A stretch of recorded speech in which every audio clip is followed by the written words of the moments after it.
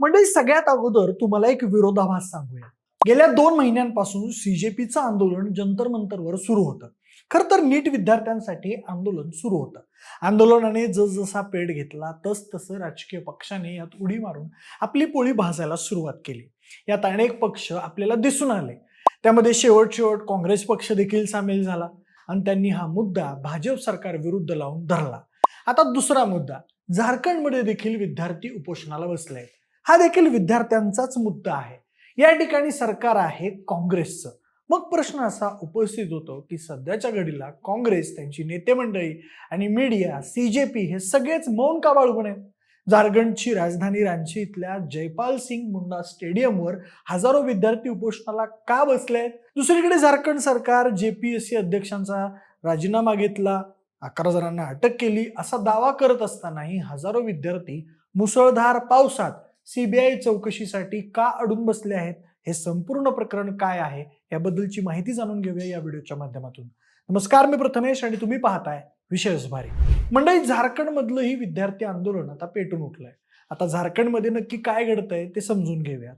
तर 25 जुलैपासून झारखंडची राजधानी रांचीमध्ये विद्यार्थ्यांचं आंदोलन सुरू झालं आणि बघता बघता ते राज्यातल्या जवळपास 24 जिल्ह्यांपर्यंत पसरलं. आता मुद्दा असा आहे की जेपीएससी म्हणजेच झारखंड लोकसेवा आयोग आणि जेएसएससी म्हणजेच झारखंड कर्मचारी निवड आयोगाच्या भरती परीक्षांमधल्या घोटाळ्याचा. विद्यार्थ्यांचा आरोप हा आहे की 14व्या जेपीएससी नागरी सेवा परीक्षेच्या निकालात मोठा घोळ झालाय. ओएमआर शीटमध्ये फेरफार झालाय आणि ज्या कंपनीला परीक्षेचं कंत्राट दिलं गेलेलं होतं ती कंपनी आधीच सरकारने ब्लॅकलिस्टमध्ये टाकलेली होती. हे प्रकरण किती गंभीर आहे हे यावरून लक्षात येतं की ही परीक्षा 25 ते 27 जुलै दरम्यान होणार होती. ती सरकारला स्थगित करावी लागली आहे.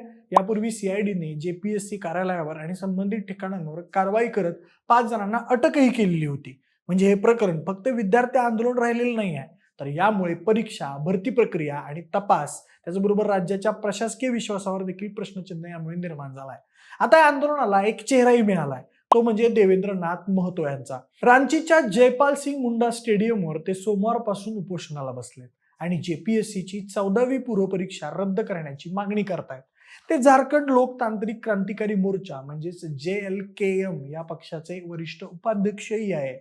सोशल मीडियावर त्यांची तुलना थेट सोनम वांगचुक यांच्याशी केली जाते. जोपर्यंत जेपीएससी आणि जेएसएससी या दोन्ही संस्थांमध्ये संपूर्ण सिस्टीमची सफाई होत नाही तोपर्यंत उपोषण सुरूच ठेवण्याची शपथ त्यांनी घेतली आहे. आता सगळ्यांपुढे निर्माण होणारा प्रश्न म्हणजे कुणाचंच या आंदोलनाकडे लक्ष का नाही आहे? तर झारखंडच्या या आंदोलनाला राष्ट्रीय पाठिंबा न मिळण्यामागे 3 प्रमुख राजकीय कारण असल्याचं विश्लेषक सांगतात. सगळ्यात पहिलं कारण म्हणजे सत्ताधारी असण्याचा पेच. काँग्रेस हा झारखंडमधला जेएमएम काँग्रेस युती सरकारचा भाग आहे. दिल्लीत किंवा भाजप शासित राज्यात जेव्हा नीट सारख्या परीक्षांचे पेपर फुटतात तेव्हा काँग्रेस आणि विरोधी पक्ष थेट रस्त्यावर उतरून भाजपवर हल्लाबोल करतात, कारण तिथे ते विरोधी पक्षात आहेत. पण झारखंडमध्ये जेपीएससी आणि जेएसएससी परीक्षा येणारी यंत्रणा थेट राज्य सरकारच्या हाताखाली येते. स्वतःच्याच सरकारच्या कारभाराविरोधात रस्त्यावर उतरणं काँग्रेससाठी राजकीय दृष्ट्या अडचणीचं ठरू शकतं. दुसरीकडे दिल्लीत नीट आंदोलनात सीजेपी सारख्या संघटनांनी सुरुवातीला झारखंडबाबत संत भूमिका घेतली होती. त्यानंतर आंदोलनाचा दबाव वाढल्यावर त्यांनी पाठिंबा तर जाहीर केला, पण इंडिया आघाडीतील मित्रपक्षांच्या सरकारवर केंद्रीय स्तराइतका तीव्र हल्ला चढवणं अशा संघटनांना राजकीय समीकरणांमुळे शक्य होत नाहीये. त्यानंतर दुसरं कारण आहे पॉलिटिकल अजेंडा. दिल्लीतल्या आंदोलनांना राष्ट्रीय माध्यमांमध्ये झटपट प्रसिद्धी मिळते. केंद्रीय पातळीवर भाजपला घेरल्यास त्याचा फायदा थेट देशभरातील मतदारांवर होतो. या उलट झारखंडमधील आंदोलन हे एका राज्यस्तरीय प्रशासकीय अपयशाशी जोडलेलं आहे. जरी ते मित्र पक्षाच्या सरकारवर म्हणजेच जेएमएम काँग्रेसवर उघडपणे टीका केली तर इंडिया आघाडीतील ऐक्याला तडा जाऊ शकतो. या भीतीपोटी अनेक राष्ट्रीय नेते या मुद्द्यावर शांत राहणंच पसंत करतात. यात तिसरं आणि सगळ्यात महत्वाचं कारण म्हणजे सरकारचा बचावात्मक दृष्टिकोन. भाजप शासित राज्यात आंदोलनं झाली की सरकार काहीच करत नाही असा आरोप करून विरोधक रान पेटवतात खरं, पण झारखंडमध्ये सत्ताधारी घटक पक्ष म्हणजेच जेएमएम आणि काँग्रेस बचावात्मक भूमिका घेत दावे करत आहेत की जेपीएससी अध्यक्षांचा राजीनामा घेण्यात आलाय. या प्रकरणात आतापर्यंत 11 जणांना अटक करण्यात आली आहे आणि सीआयडीची चौकशी वेगाने सुरू आहे. पण मग तरी विद्यार्थी रस्त्यावर काय? तर विद्यार्थ्यांचा आरोप आहे की ही कारवाई केवळ बळीचा बकरा बनवण्यासाठी आहे. या आधीच्या जेएसएससी सीजीएल घोटाळ्यातही चौकशा झाल्या, पण मुख्य सूत्रधार मोकाट राहिले. म्हणूनच विद्यार्थी राज्य सरकारच्या सीआयडी चौकशीला नाकारत थेट सीबीआय आणि ईडी चौकशीची मागणी करतायत. त्याचबरोबर विद्यार्थ्यांनी सुरू केलेल्या या आंदोलनानं आता तीव्र वळण घेतलंय. एकूणच काय तर या राजकीय गणितांमध्ये आणि मीडियाच्या दुर्लक्षामध्ये भरडला जातोय तो सामान्य विद्यार्थी.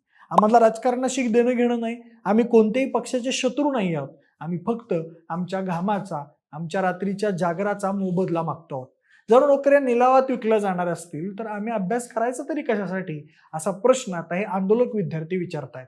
आता झारखंडच्या या आंदोलनानं संपूर्ण देशाच्या राजकीय नैतिकतेवर मोठा प्रश्नचिन्ह उपस्थित केलाय. पेपर लीक्स आणि भरती प्रक्रियेतील घोटाळे हे केवळ एका राज्याची समस्या नाही आहेत, हा देशाच्या तरुण पिढीचा विश्वासघात आहे. जर आपण दिल्लीतल्या विद्यार्थ्यांच्या न्यायासाठी आवाज उठवू शकतो तर झारखंडच्या, बिहारच्या किंवा देशाच्या कोणत्याही कोपऱ्यातील विद्यार्थ्यांच्या आवाजाला तितकीच ताकद का देऊ शकत नाही, असा प्रश्न आता राजकीय विश्लेषकांचा आहे. मग तुम्हाला काय वाटतं, विरोधी पक्षांची ही सोयीची भूमिका आणि मीडियाचं दुर्लक्ष हे कितपत योग्य आहे? झारखंडच्या विद्यार्थ्यांना सीबीआय चौकशी मिळाली पाहिजे का? हे आम्हाला कमेंट्समध्ये नक्की सांगा आणि सोबतच विशेष भारीच्या युट्यूब चॅनलला सबस्क्राईब करायला अजिबात विसरू नका. धन्यवाद.